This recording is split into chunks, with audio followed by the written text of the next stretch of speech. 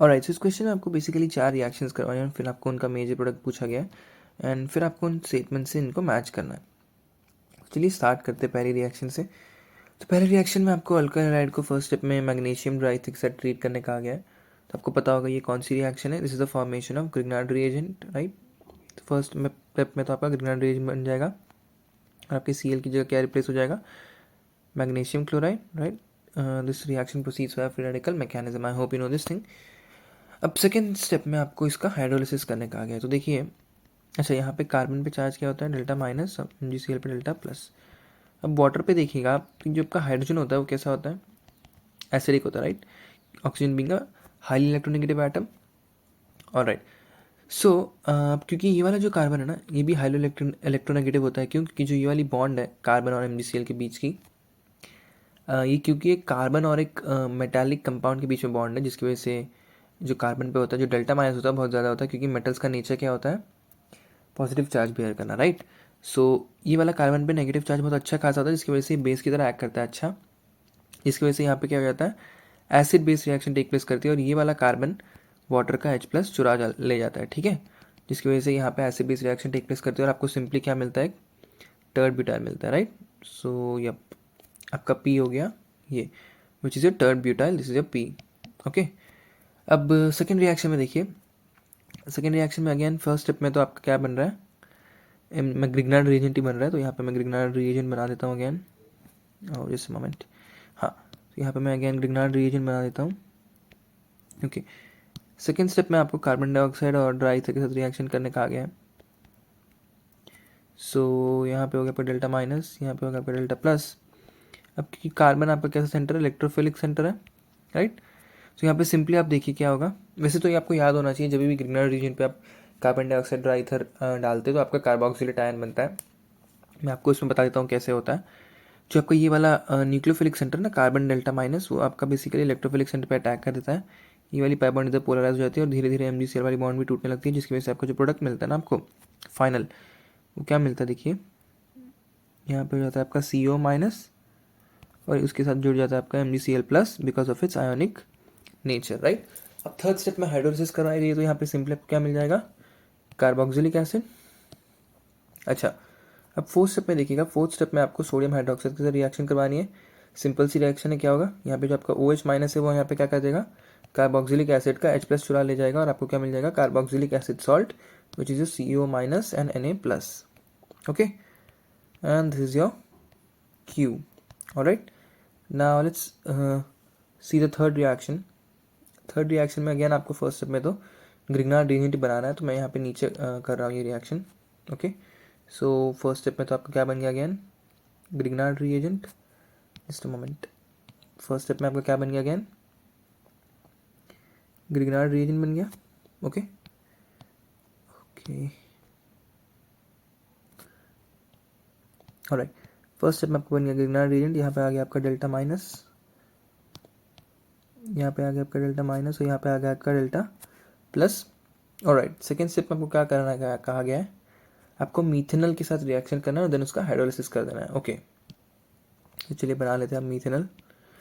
ये भी बेसिकली क्या है, this is the attack of a nucleophile on an electrophile, right. So ये हो गया आपका डेल्टा प्लस, ये हो गया आपका डेल्टा माइनस, और ये डेल्टा माइनस यहाँ पे जाकर क्या कर देगा, सिंपली यहाँ पे कर देगा अटैक। ये वाली पाई बॉन्ड हो जाएगी इधर पोलराइज, जिसकी वजह से यहाँ पे क्या बनेगा, देखिए यहाँ पे एक टेट्राहेड्रल कॉम्प्लेक्स बनेगा, राइट। आपको पता होगा ये बात, यहाँ पे क्या बनता है, टेट्राहेड्रल कॉम्प्लेक्स। अब क्योंकि CH3 और H में से कोई भी अच्छा लिविंग ग्रुप नहीं है, तो स्टेबल टेट्राहेड्रल कॉम्प्लेक्स बनेगा, जिसकी वजह से यहाँ पे O माइनस आएगा और MgCl प्लस आएगा, और ऑब्वियसली ये वाला जो पार्ट है ना, ये वाला पार्ट वो इधर पे जुड़ा होगा। अब क्योंकि वो एक स्टेबल टेट्राहेड्रल कॉम्प्लेक्स है, इसीलिए हाइड्रोलिसिस करने पे वो सिंपली आपको क्या दे देगा, अल्कोहल दे देगा।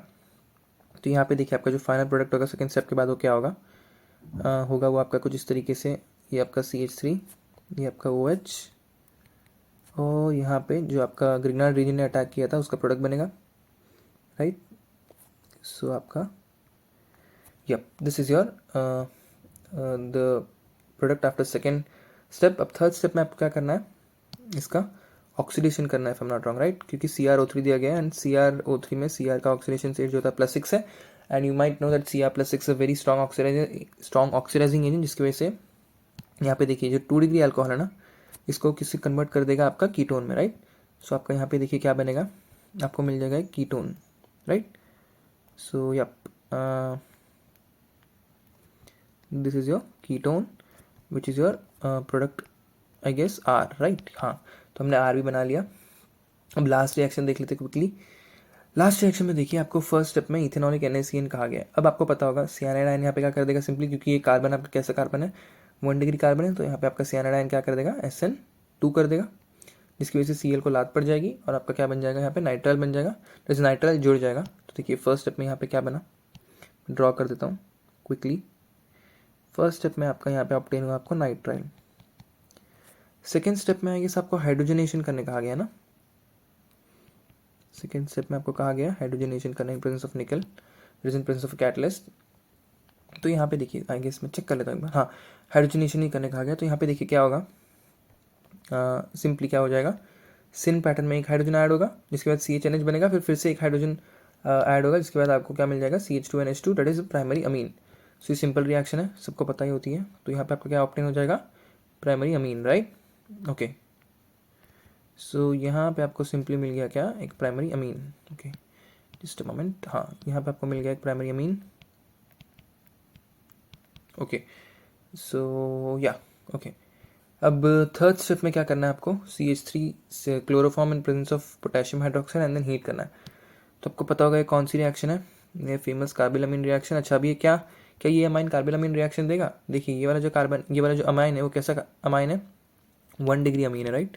सो ये आपको क्या दे देगा, कार्बिलमिन रिएक्शन का टेस्ट पॉजिटिव देगा, दैट इज ये कार्बिलमिन रिएक्शन शो करेगा एंड आइसोनाइट्राइल बना देगा with a foul order, right. So यहाँ पे देखिए क्या बनेगा आपका, सिंपली आइसोनाइट्राइल बन जाएगा with a full order, right.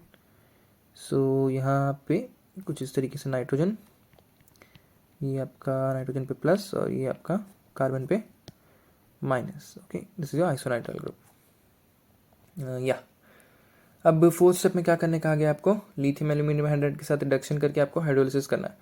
तो आपको पता होगा जब आइसोनाइट्राइल की हम क्या करते हैं, रिडक्शन करते हैं with lithium aluminium hydride and then उसको हाइड्रोलाइज करते हैं, तो आपको क्या मिलता है, एक सेकेंडरी अमाइन मिलता है, राइट। ओके सो यहाँ पे सिंपली आपको क्या मिल जाएगा, एक सेकेंडरी अमीन, ये आपका नाइट्रोजन एंड ये आपका CH3 और ये आपका हाइड्रोजन कुछ इस तरीके से ऊपर आ गया।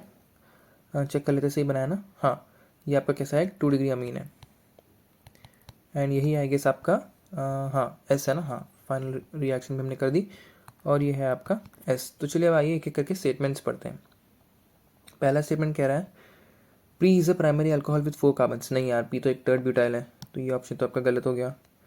सेकेंड ऑप्शन पढ़ते Q undergoes Kolbe's electrolysis to give an 8 carbon product, क्या क्यू हाँ ये रहा क्यू, क्या Q Kolbe's electrolysis undergo करता है, तो कोल बेस इलेक्ट्रोलिसिस कौन से कंपाउंड्स अंडरगो करते हैं, द सॉल्ट्स ऑफ सोडियम और potassium which is a monocarboxylic acid, क्या वो है हाँ ये वो है, जिसकी वजह से ये कोल बेस इलेक्ट्रोलिसिस तो अंडरगो करता है। अब आपको पता होगा कोल बेस इलेक्ट्रोलिसिस एक फ्री रेडिकल मैकेनिज्म के बाद प्रोसीड होती है, राइट। दैट इज़ अगर मैं आपको बताऊँ, मैं मैकेनिज्म में नहीं जा रहा बट मैं आपको क्विकली बता देता हूँ। जो आपका RCONA है वो जब कोल बेस इलेक्ट्रोलिसिस अंडरगो करता है ना, तो वो कैसे प्रोडक्ट देता है आपका, R रेडिकल और R रेडिकल जब कॉम्बिनेशन करते हैं तब जाके आपका प्रोडक्ट देते हैं R, राइट। ये आपका कोल बेस इलेक्ट्रोलिसिस का बेसिकली प्रोडक्ट फॉर्मेशन का रिएक्शन है, राइट। मैं मैकेनिज्म में नहीं जा रहा बट मैंने आपको बता दिया फिर भी कि फ्री रेडिकल मैकेनिज्म के वाया होता है ये, दैट इज 2 रेडिकल्स कॉम्बिनेशन करके आपको प्रोडक्ट देते हैं। तो यहाँ पे देखिए जब भी कोल बेस इलेक्ट्रोलिसिस अंडरगो करेगा तो रेडिकल कहाँ पे बनेगा आपका, यहाँ पे बनेगा, राइट। ये वाला रेडिकल बनेगा, इस पोजीशन पे आपका रेडिकल फॉर्मेशन होगा, राइट। ये CONA हट जाएगा, जब आप मैकेनिज्म करेंगे तो आपको समझ जाएगा ये। मैं उस पर भी नहीं जा रहा हूँ, आपको बस बता दे रहा हूँ। तो देखिए जब वो CONA हटा, चलिए मैं पूरा बना ही देता हूँ आपके लिए। तो ये देखिए ये रहा आपका आई गेस Q, राइट, हाँ ये है ना आपका Q, हाँ यही है। अब देखिए क्या होगा यहाँ पे, ये CONA हट जाएगा और यहाँ पे आपका बन जाएगा एक रेडिकल, ओके। यहाँ पे आपका बन जाएगा एक रेडिकल जो कि खुद के साथ कॉम्बिनेशन कर लेगा और कॉम्बिनेशन करके क्या बनाएगा, देखिए कॉम्बिनेशन करके ये बना देगा आपका सिंपली